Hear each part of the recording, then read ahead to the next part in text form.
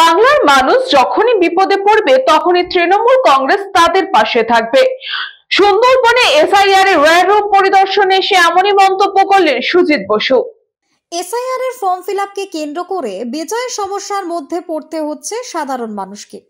এমনকি অনেক ক্ষেত্রে বিএলওরাও সমস্যার সম্মুখীন হচ্ছেন।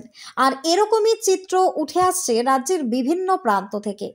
আর এই ধরনের সমস্যাগুলো কিন্তু বেশি দেখা যাচ্ছে প্রত্যন্ত সুন্দরবন এলাকায়। সেখানকার প্রান্তিক এলাকার মানুষজন এসআইআর এর ফর্ম ফিলআপ নিয়ে যথেষ্টই চিন্তার মধ্যে থাকেন। তাই সেই সমস্যার সমাধানে এবার উদ্যোগী হলো হাসনাবাদ ১ নম্বর ব্লক তৃণমূল কংগ্রেস। বসিরহাটের সুন্দরবনের হাসনাবাদ ব্লকের হাসনাবাদ গ্রাম পঞ্চায়েতের বাসন্তী তলায় সূচনা হলো হিঙ্গলগঞ্জ বিধানসভা এসআইআর ওয়ার রুমের, যেখান থেকে তৃণমূল কর্মীরা এসআইআর নিয়ে মানুষের যে কোনো সমস্যার সমাধান করতে উদ্যোগী হয়েছেন। আইটি প্রফেশনাল ব্যক্তিদের সাহায্যে কম্পিউটারের মাধ্যমে প্রান্তিক এলাকার মানুষকে সহায়তা করা হচ্ছে।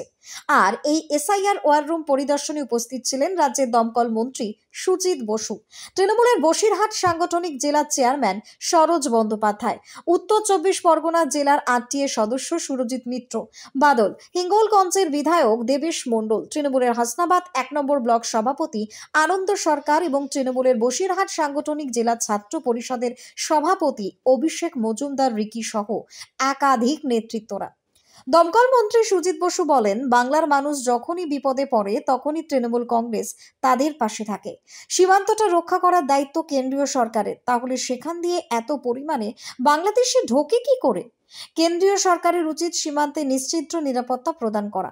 অপরদিকে এই এসআইআর ওয়্যার রুম প্রসঙ্গে তৃণমূল কংগ্রেসের হাসনাবাদ ১ নম্বর ব্লক সভাপতি আনন্দ সরকার জানান, এই এসআইআর ওয়্যার রুম সূচনা হওয়ার ফলেই উপকৃত হবেন হিঙ্গলগঞ্জ বিধানসভার একাধিক গ্রাম পঞ্চায়েতের বিস্তীর্ণ এলাকার হাজার হাজার সাধারণ মানুষ।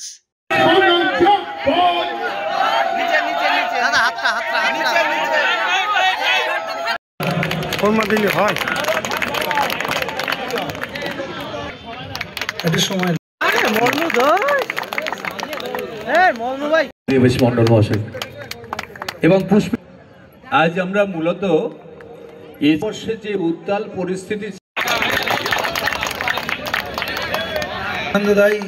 পুষ্পস্তবক দিয়ে আমাদের হাসনাবাদ থেকে সুকান্ত দাসের report, news Banga time. Saint Augustine's day school, Barrackpore, success for every child. Admission open 2026 to 2027. Contact number 900793 4555.